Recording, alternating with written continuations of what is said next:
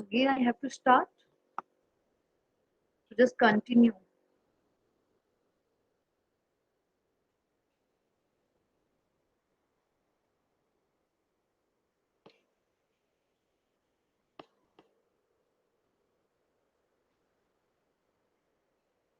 So now we are just using because due to some network issue. So I'm just coming back.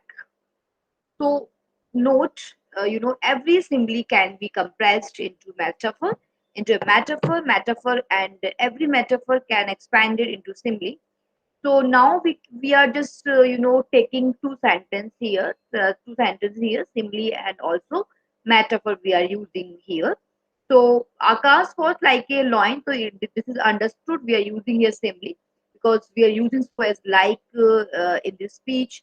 But if we are using Akash was a line in the fight, we are also comparing Akash.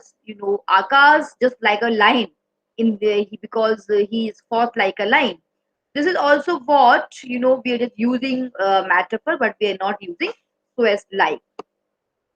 Now personification. In personification, what this is very important figure of speech because every figure of speech is very important, but personification is just like inanimate object, non-living things. And in personification, inanimate objects and abstract notions are spoken of as having life and intelligence. Personification occur when the author or speaker give human characteristics to non-human object. So this is what we are just comparing. We are just using inanimate object and abstract notions are spoken of as having life and intelligence. But this is what inanimate object is here, but we are just giving something life. We are just giving something more notions. We are just giving something life. And personification occur when the author or speaker give human characteristics to non-human object. So now, for example, the trees scream in the ringing vein. Can trees actually scream? No, that is a human trait. So the user personification here gives a better description of the sound trees make in strong wind. So now because we are human being, we can use and we can use and we can also describe many things according to our intellectually and with our different ideas with our different examples and with the different reasons also we can just put in personify, and we can personify many things here. So we just want to give better description. So human being and human and audience can understand betterly and just can take interest also, and we can describe and we can we can give we can give many examples. So we can give many examples of sound trees making strong winds. So in apostrophe, an apostrophe is a direct address to the dad, to the absent, or to a personified object or idea. This figure is a special form of personification. Oh, stars and clouds and winds, ye are all about to mock me. If ye really pity me, crush sensation and memory, let me become as naught. But if not, depart and leave me in darkness, my shally extent. This is what we can use. Oh dad, oh captain, my captain, oh heart, heart, heart. So this is what we are just directly we are just addressing something. You know what? Oh captain, my captain. Like we are just using apostrophe here. Directly we are addressing to the dad. And oh and all stars and clouds and winds, ye are about to mock me. If ye really pity me, crush sensation, memory, let me become as naught. But if not, depart and leave me in darkness. This is example of Mary Shelley. very important example. This is about the Mary Shelley. This is now, oh lovely orange, your golden treat. Oh, tell me, why are not you easy to eat? Hyperbole. In hyperbole, a statement is made petty by overstatement. This is, this is a, we can simply understand hyperbole. We are just giving our statement something, overstatement we are just giving. Overstatement we are using here. This is what in hyperbole, a statement is made like, we are just something very, crispy, and very crispy ideas and very crispy sentence, very crispy example statement we are using. I have told you a million times. So we are using hyperbole, so we can use. I have called you 1,000 times, but you didn't pick my call. This is example of hyperbole. And in this figure of speech, we can in this figure of speech we can use uh, exaggeраtions, many statement, overstatement, and million times, 1,000 times we can use. Lot of sentence we can use here. Now I will literally die if you don't stop using hyperbole incorrectly. I will literally die. This is what called if we are using such kind of overstatement we are using. Fusme consists in the description of a disagreeable thing by an agreeable name. You are telling me a fairy tale, so a lie. Okay. So now antithesis, and in antithesis is striking opposition or contrast of words or sentiments is made in the same sentence. It is employed to secure emphasizes. Example: speech is silver but silence is golden. So now what we are just using here, we are just contrasting, we are just comparing, and what we are doing, we are just comparing many we are comparing many things here. So what is love and hate. uh, in first word we are using love, and second word we are using hate. What is this? If we are just opposing or contrast of words and sentiments, we are using love and hate, good and evil, peace and war. One time we are using peace and other time we are using war. So what is this peace and war? Good and bad, good, evil, love and hate. So now in oxymoron, oxymoron is a special form of antithesis whereby two contradictory qualities are predicted at once of the same thing. Oxymoron. So first of all, we are using I am busy doing nothing. So first of all, we are saying like I am busy, I am but doing nothing. So this is what contrast.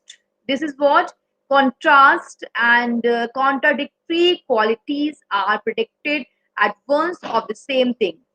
So first of all, no secret, orderly confusion, and defending silence, confirm rumor, awfully nice. This is what the oxymoron is a special form of, we are just contradictory using qualities and are predicted at once of the same thing. Now epigram, keep calm and write an epigram. An epigram is a brief pointed saying, frequently introducing, and introducing and analytically ideas which excite, surprise and arrest attention. Mankind must put an end to war, or war will put an end to mankind. John Freddy. Live simply so that other may simply live. Now, irony is a very beautiful, figure of speech in English literature. Irony. Irony is a made of speech in which the real meaning is exactly the opposite of that which is literally conveyed. So this is, what we are using over here. We are just, using irony. Irony is something like, irony is a mode of speech. Irony is a mode of speech in which the real meaning is exactly opposite of that which is literally conveyed.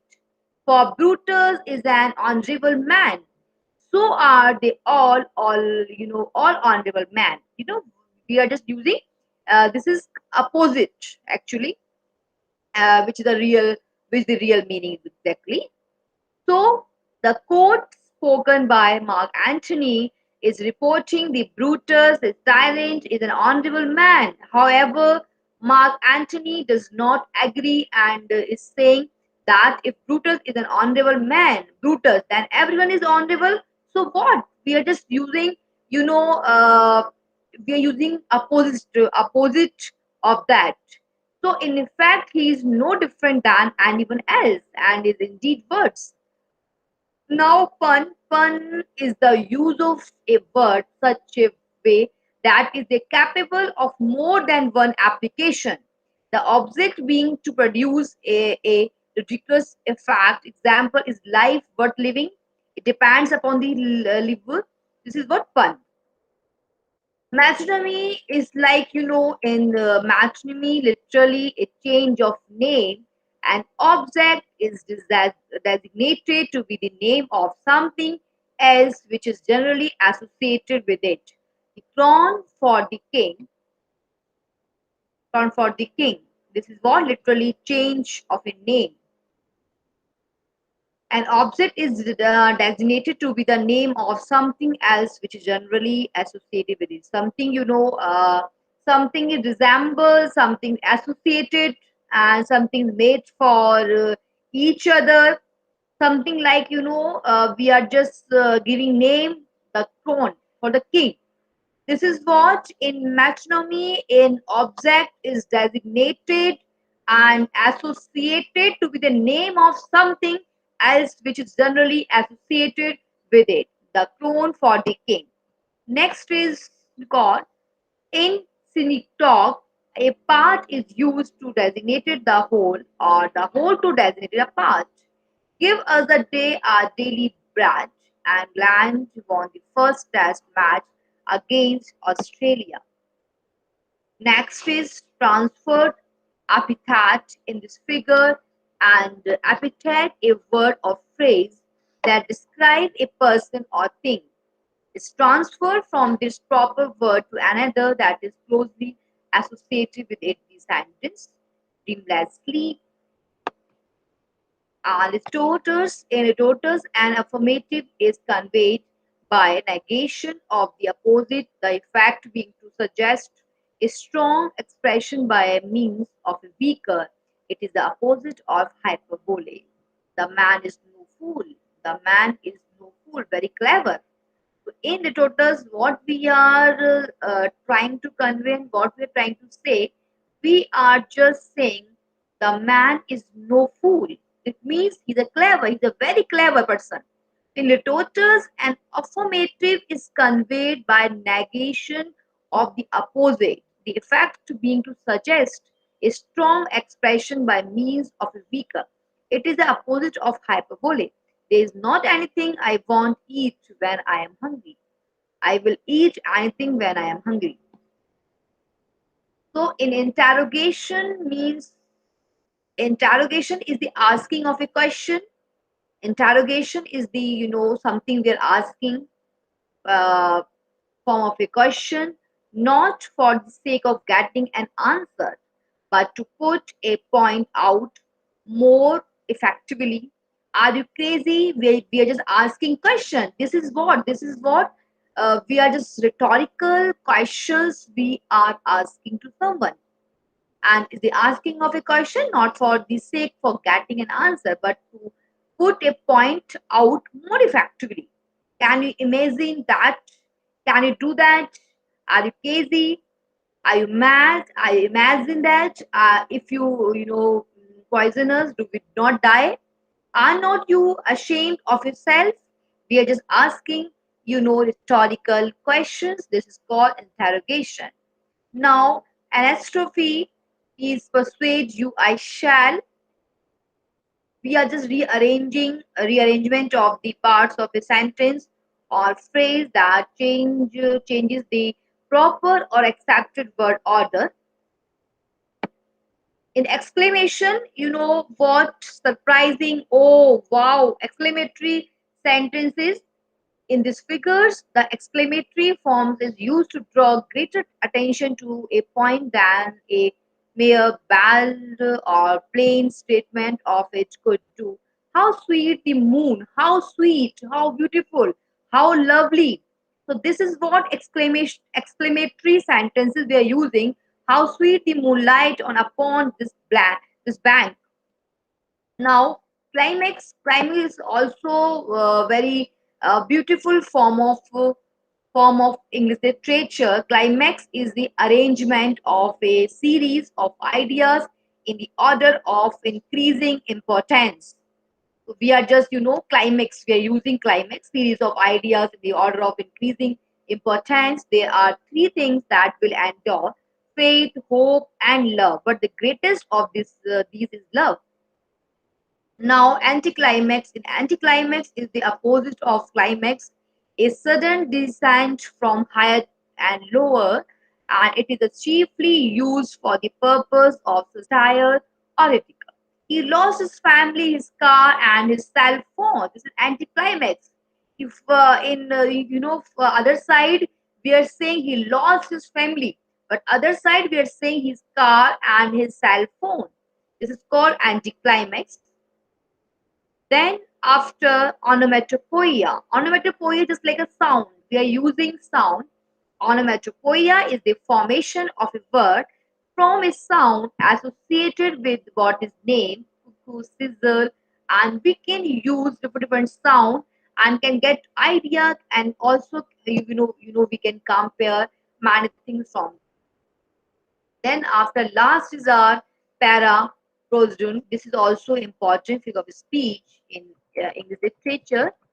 So in this, in this lecture, uh, in this class, we have learned many things from figure of speech. We have learned lot of things, how figure of speech work, and how can we compare many things. How can we compare sentences? How we can compare simile to metaphor, metaphor to simile. So we have also discussed learning objectives from this, learning objective. So the student will be, able, and they can identify figure of speech, metaphor. They can also find out simile. They can also find out personification, metronomy, oxymoron, hyperbole, puns. There are a lot of imagery, and we can give the student examples of each of the devices, and we can also tell them just find out correct simile. Also in learning outcomes, figurative and difference between figurative and literal language.